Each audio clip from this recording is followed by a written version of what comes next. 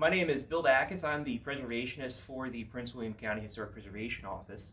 And right now I'm standing in the Haslip Hall House, an 1850s house that has been relocated to the Brentsville Courthouse Historic Center in Bristow, Virginia. This is one of my favorite sites in all of Prince William County because this is a average person's home. Now, a really brief history of how this structure got here. This is originally built in the 1850s, a few miles to the west of here, in the Hall area.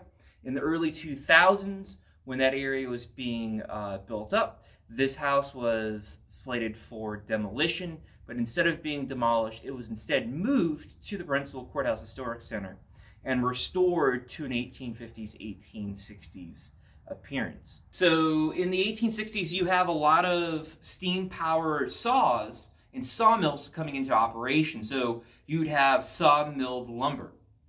But when this building is constructed in the early 1850s, yes, we're on the cusp of this revolution as part of the Industrial Revolution, but it's still cheaper and still easier to hand-hewn these logs. And hand-hewn is this. So you see these notches. So this indicates that this building, or these timbers, were hand-hewn. If it were a circular saw, you would see circular motions from the buzzsaw going through.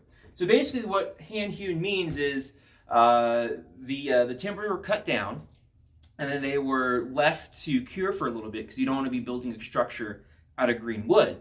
And then once those pieces of timber have been cured enough, they would be used to build a house. And so you want to have a uniform sized house. You don't want to have one section of the wall bulging out a little bit more.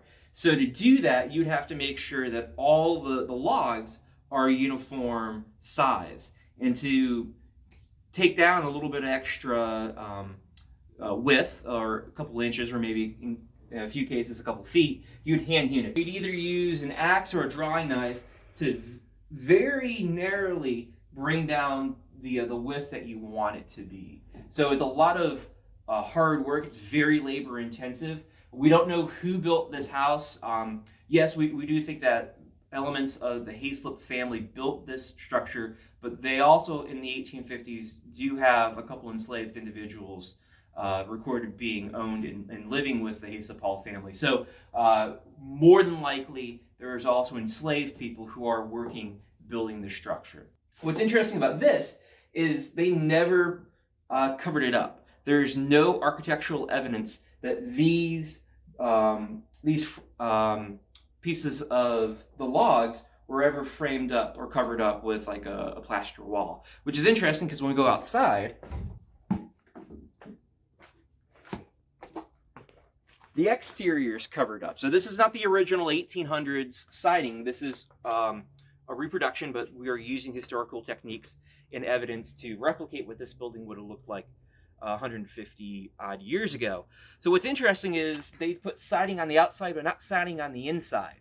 When you think about that, why would you want to put siding on the outside? Well, this is a status symbol. In the 1800s, it is a sign of wealth or prosperity for middling farmers to build their main residences out of a frame structure. And so if you show to the world that you're living in a log cabin, even though it's a nice, large 2-story log cabin, it's still a log cabin. So what they're doing is they're trying to hide that up. So they would put the siding on to make the structure look like it possibly could be built out of wood frames.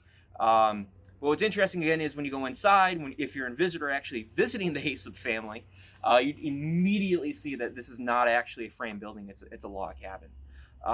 But for the Haslip family, all they want to focus on are the people traveling by their house, not the actual guests coming in. So that's a really neat feature, I think a very unique feature about the Haslip Hall House. And hopefully you'll be checking out this channel more often so to have a little bit more of a behind the scenes or sneak peek or more in-depth videos on some of the history that we have.